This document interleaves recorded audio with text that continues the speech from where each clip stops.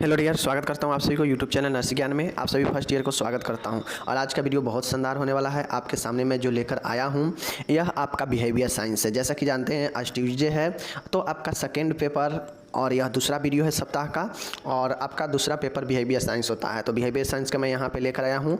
इससे पहले मैं आपको बायो साइंस का क्लास कराया था, ठीक है। आज जो है बिहेवियर साइंस है और आप लोग जानते हैं बिहेवियर साइंस में आपके साइकोलॉजी और सोशियोलॉजी आता है। तो हम इसको अच्छे से देखेंगे। इससे पहले मैं आपको आज पढ़ाऊंगा आप लोग को कि मानसिक अस्वस्थ व्यक्ति क्या होता है और मानसिक अस्वस्थ होने का कारण क्या है। गुण पूछेगा, विशेषता पूछेगा तो मानसिक रूप से स्वस्थ व्यक्ति का, अगर इसका कारण पूछेगा तो मानसिक रूप से अस्वस्थ होने का मतलब मानसिक रोग से ग्रसित होने का क्या क्या कारण है। तो कारण पूछेगा तो अस्वस्थ होने का, और अगर गुण और लक्षण पूछेगा तो आपके स्वस्थ होने का। कोई भी गुण और लक्षण पूछता है तो अच्छी चीज़ का ना, तो अगर स्वस्थ व्यक्ति हैं तो उसका गुण और लक्षण, गुण या लक्षण पूछेगा या विशेषता कहिए। अगर आपसे कारण पूछेगा तो मतलब एक गड़बड़ी होने का क्या क्या कारण है मानसिक अस्वस्थ होने का, तो ये आज हम लोग देखेंगे, ठीक है। एक क्वेश्चन आपसे पूछेगा कि मानसिक स्वस्थ व्यक्ति और मानसिक अस्वस्थ व्यक्ति में क्या अंतर है, बताइए। मानसिक अस्वस्थता का कारण समझाइए। लॉन्ग क्वेश्चन में 10 नंबर में पूछता है कि मानसिक स्वस्थ और मानसिक रूप से अस्वस्थ व्यक्ति में क्या अंतर होते हैं, अंतर बताइए। उसके बाद जो है इस मानसिक अस्वस्थ व्यक्ति किस किस कारणों से होता है इसको बताना है। चलिए हम लोग देखते हैं। हिंदी इंग्लिश दोनों में दिया है तो अच्छे से देखेंगे कि मेंटली हेल्थ पर्सन क्या होता है। सिंपल सी बातें हैं, ऐसा व्यक्ति या ऐसा क्षमता जिसमें व्यक्ति अपने प्रतिकूल परिस्थिति यानी अपोजिट कंडीशन में भी यानी कठिन परिस्थिति में भी अपने आप को धैर्य बना के रखता है, अपने आप जो है समायोजन बैठा के रखता है और वह जो है समान स्वभाव रखता है, अपना बुद्धि को निरंतर तीव्र बुद्धि बना के रखता है और समाज में संतुलित व्यवहार बनाता है। वह जो है इंजॉयफुल रखता है अपने आप को, और यही सब क्षमता जो है व्यक्ति को मानसिक रूप से स्वस्थ व्यक्ति कहलाता है। तो यही है, कुछ ज़्यादा है नहीं। मानसिक रूप से मेंटल इल पर्सन होने का क्या मतलब है, क्या है, तो देखिए जो ऊपर में हम लोग देखे हैं स्वस्थ में, तो यहाँ पे इसका क्या हो जाएगा, उल्टा हो जाएगा। वहाँ पे बैठा लेता था प्रतिकूल परिस्थिति कठिन परिस्थिति में भी, लेकिन यहाँ पे सामंजस्य नहीं बैठा पाएगा। वह जो है प्रतिकूल परिस्थितियों में जो है समायोजन नहीं बैठा पाएगा, वह घबराने लगेगा प्रति कठिन परिस्थितियों से, ठीक है। और वह अपने आप को जो है किसी भी चीज़ के साथ में जो है समायोजन नहीं बनाना पाएगा, उसमें असफल रहता है। तो वही व्यक्ति मानसिक रूप से अस्वस्थ व्यक्ति कहलाता है, ठीक है। मानसिक रूप से अस्वस्थ व्यक्ति उदासीन व निराश होते हैं, दुखी स्वभाव के होते हैं, हमेशा जो है बहुत ज़्यादा क्या लगते हैं, लालसा रखते हैं किसी चीज़ के प्रति, बहुत ज़्यादा उम्मीद रखते हैं दूसरों से, और इस प्रकार से वो व्यक्ति जो है अपने जीवन में नाखुश रहता है, निराश रहता है, उदासीन रहता है, ठीक है। और इस प्रकार से यह व्यक्ति मानसिक रूप से अस्वस्थ व्यक्ति होता है, मेंटल इल पर्सन कहते हैं। इसी को हम लोग जो है मनोरोग भी कहते हैं। जब आप आगे पढ़ेंगे तो पता चलेगा, ओके। तो उम्मीद है कुछ डिफिनीशन में ज़्यादा नहीं है, बस ऊपर में सब चीज़ में सही कर लेता था, सभी कंडीशन के साथ में धैर्यपूर्वक सभी चीज़ समायोजन बैठा लेता था, कठिन परिस्थितियों में भी अपने आप को जो है धैर्य बना के रखता था, समायोजन बना के, लेकिन यहाँ पे वो चीज़ें नहीं रख पाएगा, उसमें असफल हो जाएगा। तो वही जो है व्यक्ति को मानसिक रूप से अस्वस्थ व्यक्ति बनाता है। एक मानसिक रूप से अस्वस्थ व्यक्ति उदासीन होता है और निराश होता है। चीज़ें समझ गए। चलिए अब हमसे जो मेन पॉइंट है यह भी बहुत आसान है। जिस प्रकार से आप लोग लक्षण के गुण देखे हैं ना, मानसिक रूप से स्वस्थ व्यक्ति का एक गुण देखे हैं, विशेषता देखे हैं, क्या क्या देखे हैं कि उसमें समायोजनशीलता होता है, ठीक है, संतुष्टि जीवन होता है, ठीक है, धैर्यवान होते हैं, ठीक है, उसको जो है जीवन में निरंतर एक नियमित जीवन होता है, ठीक है। उसके बाद जो है वो व्यक्ति अपने लक्ष्य निर्धारित करता है, ठीक है। तो ये सब चीज़ें होता है, बहुत सारी चीज़ हमने आपको पढ़ा रखा है उसका गुण में। उसी प्रकार से मानसिक अस्वस्थ होने का यानी एक मनोरोग से ग्रसित होने का क्या क्या कारण हो सकता है मानसिक रूप से अस्वस्थ होने का। मानसिक रूप से अस्वस्थ होने का मतलब क्या है कि मेंटली डिस्टर्ब होना। और मेंटली डिस्टर्ब में बहुत सारे मेंटली प्रॉब्लम होता है, डिप्रेशन, एंजाइटी, फोबिया, ठीक है। जब आप आगे सेकेंड ईयर में पढ़ेंगे तो ये सब का क्लासिफिकेशन पढ़ना है मेंटल इलनेस का। तो आप लोग जान पाएंगे कौन कौन सा मेंटल इलनेस है। बाकी जान लीजिए, स्किज़ोफ्रेनिया होता है, डिप्रेशन होता है, ठीक है, मेनिया होता है, एलूजन, डेलूजन, बहुत सारे जो है मनोरोग होता है। सबका अलग अलग कैटेगरी है कि कौन कितना ज़्यादा प्रभाव करता है व्यक्ति को। तो ये जो है मानसिक मेंटल इलनेस, मानसिक अस्वस्थता जो है व्यक्ति को मनोरोग उत्पन्न करता है, ठीक है। तो इसका क्या क्या कारण होता है, चलिए देखते हैं। सबसे पहला जो कारण होता है जीनेटिक्स कॉज होता है, अनुवांशिक कारण होता है। जैसे प्रथम और द्वितीय डिग्री के रिश्तेदार में जो मनोरोग से ग्रस्त रहने पर व्यक्ति का मानसिक रोग से ग्रस्त होने की संभावना अन्य की अपेक्षा अधिक होता है। जीनेटिक्स फैक्टर कैसे होता है, अनुवांशिक कारण। तो जैसे मानिए कोई व्यक्ति है, ठीक है, कोई व्यक्ति है और उसके घर में पीछे उससे जो है किसी को मानसिक रोग हुआ हो, जैसे पागल वगल कुछ भी मानसिक रोग हुआ हो, ठीक है, और उस मानसिक हुए व्यक्ति का डायरेक्ट संबंध इस व्यक्ति से हो, ठीक है। जैसे मानिए ए है, एक कोई व्यक्ति है, ठीक है, और ए कोई व्यक्ति है। अब इसके घर में मानिए 4 सदस्य, ठीक है, इसके घर में मानिए 4 सदस्य है, ए सदस्य है, ए सदस्य है, ए सदस्य है, ए भी सदस्य है, ठीक है। ए कोई व्यक्ति है, घर में उसके 4 सदस्य हैं, ठीक है, 4 सदस्य है। अब ए हो गया, मान गए 4 सदस्य है, ठीक है, इसका मान गए ये दादा हो गया, ठीक है, ये दादी हो गई, ठीक है, दादी हो गई, और ये उसके फादर हो गए, ये इसके मदर हो गए, ठीक है, ये हो गया। उसके बाद यहाँ पे दे दीजिए अंकल, दे दीजिए। ये सब उसके घर का डायरेक्ट संबंध वाला है, ठीक है, जो इस व्यक्ति से डायरेक्ट संबंध रखता है। चाहे फादर हो ये भी डायरेक्ट है, उसके बाद दादा दादी हो ये भी डायरेक्ट संबंध रखता है, अंकल है ये भी डायरेक्ट संबंध रखता है। तो इस प्रकार से डायरेक्ट संबंध में फर्स्ट और द्वितीय, ठीक है ना, प्रथम कौन हो जाएगा, इसका माता पिता हो जाएगा, द्वितीय में कौन कौन हो जाएगा, दादा दादी हो जाएगा, और इसका क्या हो जाएगा, अंकल हो जाएगा। तो इस प्रकार से अगर प्रथम और द्वितीय जो रिश्तेदार होते हैं जिसमें व्यक्ति का डायरेक्ट संबंध होता है, अगर ए वाले व्यक्ति को कब मानसिक रोग होगा, जीनेटिक्स कारण, जब ये प्रथम या द्वितीय कैटेगरी के व्यक्तियों में और इससे डायरेक्ट अगर संबंध इसका होगा ए वाले को, तो ये संभावना बनता है कि ए वाले को भी जो है ये रोग हो सकता है, ज़्यादा संभावना है। अगर इन पांचों में से किसी को भी अगर मनोरोग हुआ है तो ये पांचों का डायरेक्ट संबंध ए वाले से है, तो हो सकता है, संभावना है जीनेटिक्स कॉज में कि ए वाले को अगर होगा तो सबसे ज़्यादा प्रभाव ए जीनेटिक्स फैक्टर प्रथम और द्वितीय डिग्री रिश्तेदार का होगा, ठीक है, समझ गए। चलिए दूसरा देखिएगा, एक्सेसिव स्ट्रेस का मतलब है अत्यधिक तनाव।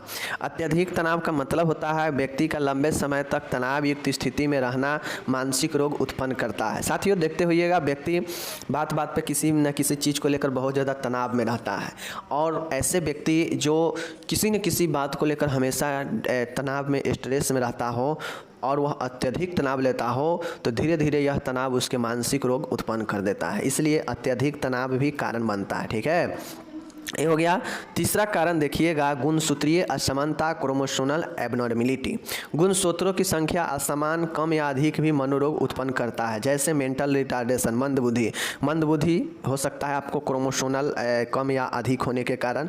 तो गुणसूत्रीय असमानता भी एक कारण बनता है मनोरोग होने का, या फिर कहा जाए तो मानसिक अस्वस्थ होने का। ओके, शारीरिक अस्वस्थता, फिजिकल इलनेस। अगर कोई व्यक्ति लंबे समय से किसी रोग से ग्रसित है तो व्यक्ति कुंठित होगा, उसका जो दिमाग है बार बार इसी रोग के प्रति जाएगा, नेगेटिव भाव उत्पन्न होगा, व्यक्ति सोचेगा कि मैं इससे ठीक होऊंगा या नहीं होऊंगा, और बहुत ज़्यादा सोचने से व्यक्ति बहुत ज़्यादा तनाव में रहता है और फिर कुंठित होगा, और कुंठित होते होते, फ्रस्ट्रेट होते होते मानसिक रोग पैदा हो जाता है, ठीक है। और ये जो है शारीरिक अस्वस्थता, फिजिकल शारीरिक रोग भी व्यक्ति में मानसिक रोग उत्पन्न करता है। पाँचवा में है यौन संबंधी कुंठाएं। यौन संबंधी कुंठाएं का मतलब है अगर कोई व्यक्ति है उसका अगर यौन इच्छा पूर्ण न हो पा रहा हो तो इस कंडीशन में व्यक्ति में भी मानसिक रोग उत्पन्न हो जाते हैं। बहुत सारे उदाहरण हैं, आप देखते होंगे आसपास हो सकता है ऐसा कि कोई अगर अपना कपल है, वह हस्बैंड वाइफ है, और उसमें से अगर किसी को यौन इच्छा की पूर्ति नहीं हो पाता है तो वो जो है मानसिक तनाव, मानसिक डिप्रेशन का शिकार हो जाता है। तो ये भी क्या है, ये भी आपके रोग उत्पन्न करता है, मानसिक रोग ही। छठा छठा देखिएगा आर्थिक समस्या।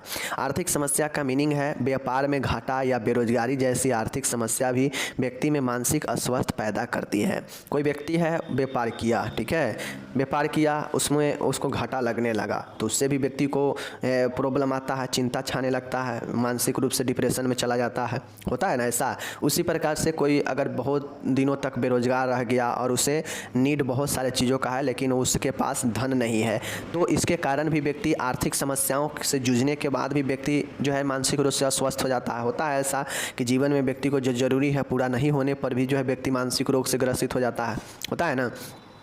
दमित एवं हीन भावना, अगर व्यक्ति के अंदर डिप्रेस्ड और वर्थ फीलिंग है, मतलब दमित और हीन भावना खुद के लिए, ठीक है, व्यक्ति की अंदरूनी दमित मतलब जो व्यक्ति को चाहिए लेकिन वो किसी से बोल नहीं रहा है, अपने अंदर ही उसे दमन करके रख रहा है, या खुद के प्रति हीन भावना है, ठीक है, तो ऐसे कंडीशन में भी व्यक्ति मानसिक अस्वस्थ बन जाता है या फिर बना देता है। कौन? दमित और हीन भावना भी व्यक्ति को जो है, इसीलिए वो कहता है कि अपने प्रति कभी भी जो है हीन भावना नहीं रखनी चाहिए, या अपने अंदर कोई भी बात है उसको ज़्यादा दबा के नहीं रखे, ठीक है। आठवां देखिएगा पारिवारिक कुसमायोजन, फैमिलियर माल एडजस्टमेंट। इसका मतलब होता है परिवार के सदस्यों में लगाव न होना, जैसे ये है माता पिता में झगड़ा होना, वैवाहिक रिश्तों में कड़वाहट मतलब वैवाहिक रिश्तों सुखमय नहीं होना आदि पारिवारिक समस्या भी मानसिक अस्वस्थता को उत्पन्न करती है। तो इस प्रकार से आपका क्या हो गया, ये आपका क्या हो गया, समझ गए। आठवां जो है ये आपका पारिवारिक कुछ समायोजन है, जिसमें परिवार में समायोजन ना होना, जैसे ये वाला है माता पिता में झगड़ा होना, वैवाहिक रिश्तों में जो है बिखराव आना आदि पारिवारिक समस्या व्यक्ति को मानसिक रोग उत्पन्न कर देता है, ठीक है।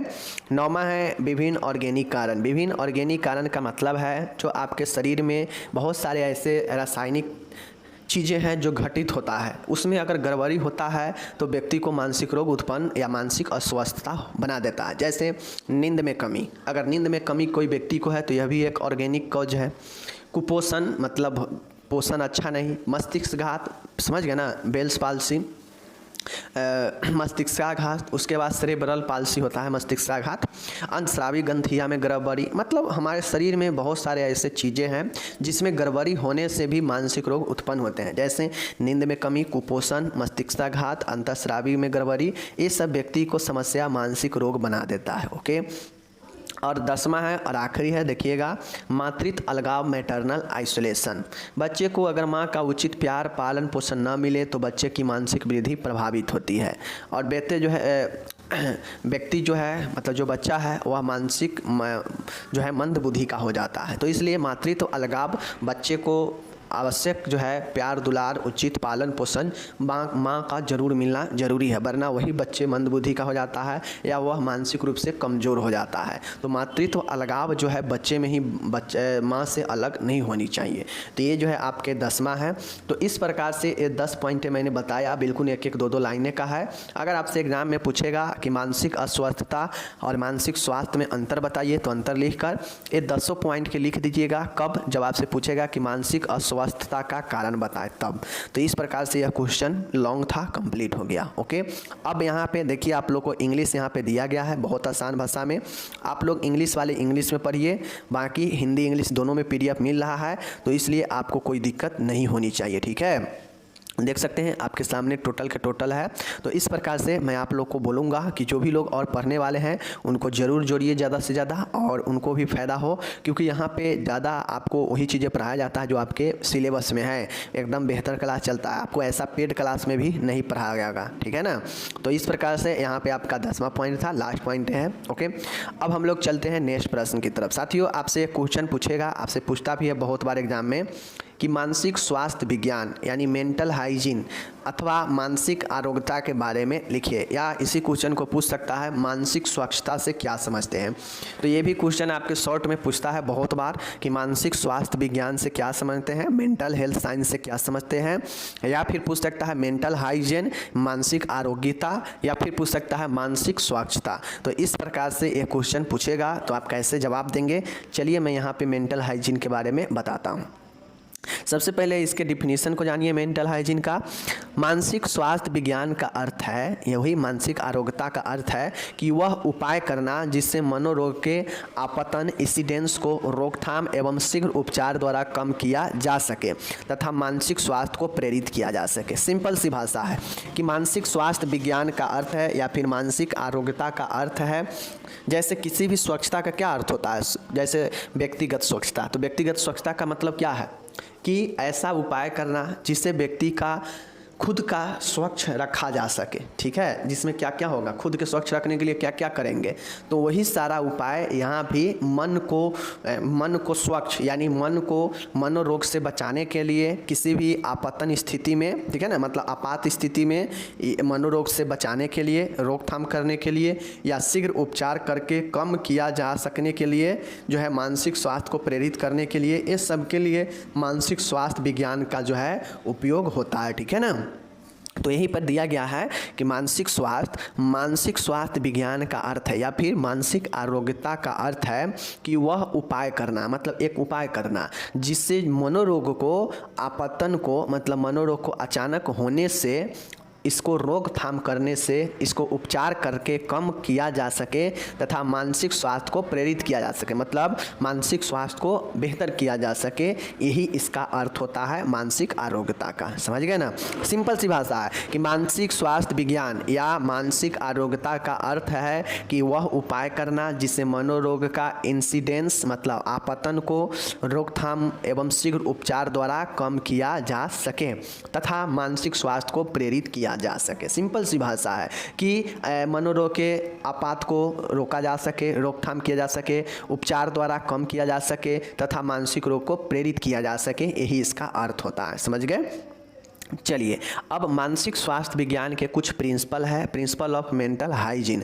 मानसिक स्वास्थ्य विज्ञान या मानसिक स्वास्थ्य आरोग्यता के क्या क्या प्रिंसिपल है, सिद्धांत है, इसको सिद्धांत को लिखना जरूरी है। पहला है रोकथाम के सिद्धांत। पहला क्या है, प्रिंसिपल ऑफ प्रिवेंशन। प्रिवेंशन मतलब रोकथाम करना, मतलब रोकथाम, जो भी मनोरोग है उसको कैसे रोकथाम किया जाएगा। तो पहला सिद्धांत है रोकथाम। रोकथाम में देख लीजिए 3 पॉइंट आते। रोकथाम में क्या क्या आप रोकथाम कर सकते हैं। कुसंजन को उत्पन्न करने वाले कारकों की पहचान करके उससे दूर करना चाहिए। रोकथाम में क्या होगा, अगर कोई व्यक्ति को मनोरोग ग्रसित होने वाला है तो रोकथाम में क्या करेंगे, उसके कारण को ढूंढेंगे कि किन कारणों से व्यक्ति में कुसमायोजन हो रहा है, ठीक है ना, मतलब माल एडजस्टमेंट हो रहा है, समायोजन नहीं बना पा रहा है, किन किन कारणों से। चूँकि हम लोग जानते हैं कि जो भी मानसिक रूप से अस्वस्थ होता है तो उसमें सामंजस्य नहीं होता है, समायोजन नहीं हो पाता है। तो इसी को हम लोग इसके उत्पन्न होने वाले कारकों को ढूंढेंगे, पहचानेंगे और उसको दूर करेंगे। भावनात्मक एवं सामाजिक समायोजन के उपाय सुझाना। अब व्यक्ति को इमोशनली, ठीक है, और सोशली कैसे एडजस्टमेंट करना है, इसको जो है उपाय जो है सुझाना चाहिए ये रोकथाम में, ठीक है। द्वंद्व एवं कुंठा का समाधान करने की विधि सिखाना ताकि घबराहट, तनाव और भावनात्मक विकार से बचा जा सके।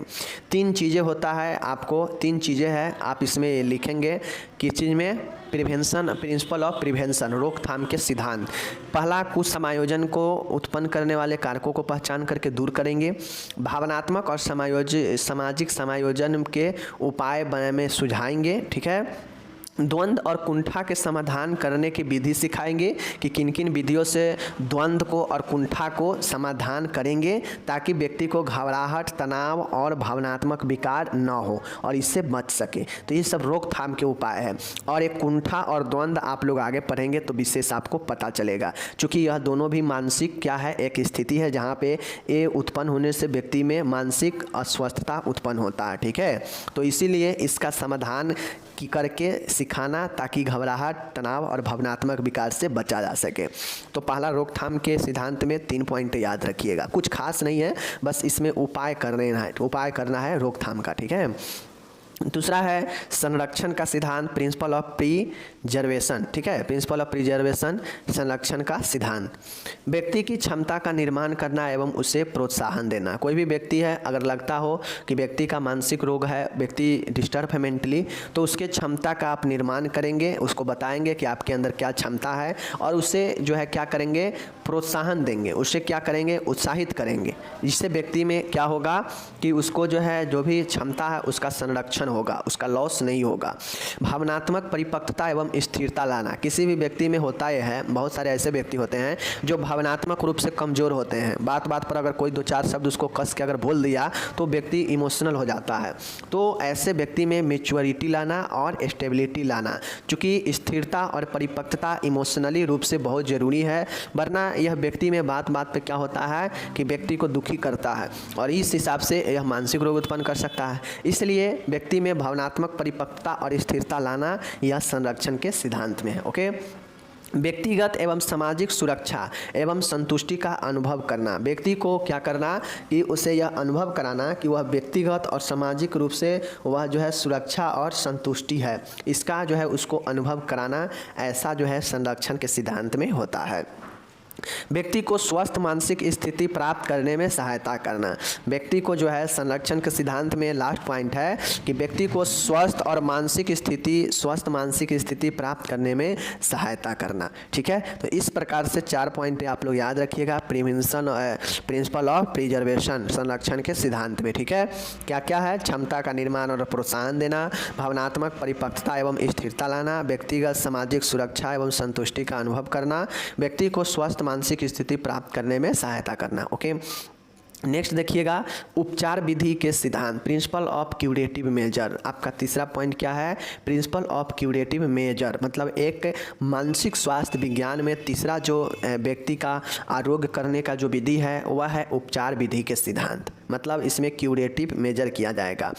पहला पॉइंट है व्यक्ति को मानसिक स्वास्थ्य एवं मानसिक रोग की भरपूर जानकारी देना। कोई भी व्यक्ति है, उपचार की विधि में आपको व्यक्ति को मानसिक स्वास्थ्य और मानसिक रोग दोनों के बारे में जानकारी देना होगा, तभी कोई व्यक्ति जो है क्या करेगा, उपचार जो है करवा पाएगा। अगर किसी को लगेगा कि हम मानसिक रूप से अस्वस्थ है, कब लगेगा? जब उसे ये अंतर पता होगा कि मानसिक स्वास्थ्य क्या होता है, मानसिक रोग क्या होता है, तो इसमें अंतर पता होगा, और अंतर पता होगा तो कोई डिफरेंस लगेगा उसको, तो वह व्यक्ति उपचार जो है ले पाएगा, उपचार विधि करवा पाएगा। ठीक है, तो पहला है इस दोनों के बारे में भरपूर जानकारी देना उपचार के विधि में।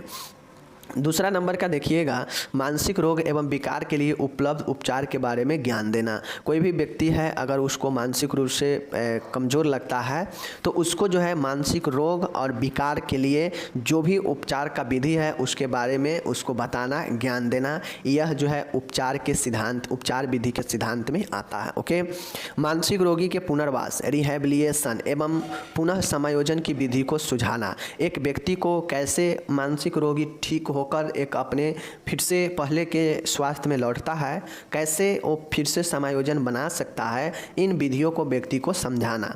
तो इस प्रकार से 3 विधि है उपचार विधि के सिद्धांत में। ठीक है, प्रिंसिपल ऑफ क्यूरेटिव मेजर, तो इस प्रकार से आप याद रखिएगा। उपचार की विधि में कुछ नहीं है, उपचार के लिए बताएगी उपचार के बारे में कि कैसे स्वास्थ्य को अच्छा किया जा सकता है।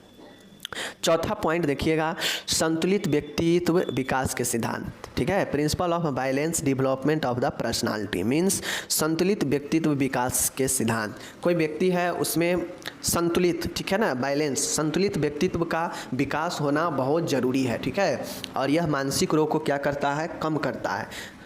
यदि व्यक्ति का जीवन, व्यक्तित्व और मानसिक स्थिति संतुलित है तो वह स्वयं एवं वातावरण से सरलता से समायोजन बना सकता है। इसलिए व्यक्ति में संतुलित व्यक्तित्व का विकास होना बहुत ज़रूरी है, ताकि वह जीवन से, व्यक्तित्व अपने आप को और मानसिक स्थिति से संतुलित है तो वह व्यक्ति स्वयं एवं वातावरण से आसानी से जो है समायोजन बना सकता है। तो यह चौथा पॉइंट हो गया। ओके, 5वां पॉइंट क्या है और आखिरी पॉइंट है सुखी एवं संतुष्टि जीवन का सिद्धांत। अब व्यक्ति में जीवन के प्रति सुखी एवं सकारात्मक सोच उसकी मानसिक स्थिति पर भी सकारात्मक प्रभाव डालती है और इस प्रकार से व्यक्ति का सुखी एवं संतुष्टि जीवन होता है। अगर व्यक्ति अपने जीवन में बहुत सुखी है तो उसको सकारात्मक सोच आएगा और वह अपने जीवन से संतुष्ट होगा और इस प्रकार से व्यक्ति का सकारात्मक सोच और संतुष्टि जीवन व्यक्ति के बहुत बड़ा प्रभाव डालता है। तो इस प्रकार से सुखी एवं संतुष्टि जीवन का सिद्धांत एक कुल 5 जो है आपके मानसिक स्वास्थ्य विज्ञान या फिर कहा जाए मानसिक आरोग्यता का सिद्धांत है, जिससे व्यक्ति में रोकथाम किया जा सकता है मानसिक रोगों को। तो इस प्रकार से 5 पॉइंट याद रखिएगा। फिर से मैं एक बार रिपीट कर देता हूँ। 5वां है सुखी एवं संतुष्टि जीवन का सिद्धांत, चौथा है संतुलित व्यक्तित्व विकास के सिद्धांत एंड तीसरा है उपचार विधि के सिद्धांत, दूसरा है संरक्षण का सिद्धांत एंड लास्ट वाला है पहला वाला रोकथाम के सिद्धांत। इस प्रकार से हम लोग यहाँ पे पढ़ चुके हैं मानसिक आरोग्यता के बारे में, मेंटल हाइजीन के बारे में। तो अब अगर आपसे पूछा जाएगा मेंटल हाइजीन के बारे में 5 नंबर में, तो आप टोटल लिख देंगे तो आपको मिल जाएगा। बाकी चलिए मिलेंगे अगले किसी वीडियो के साथ। तब तक अगर आपको अच्छा लगा हो तो कमेंट शेयर जरूर कीजिएगा। तब तक धन्यवाद।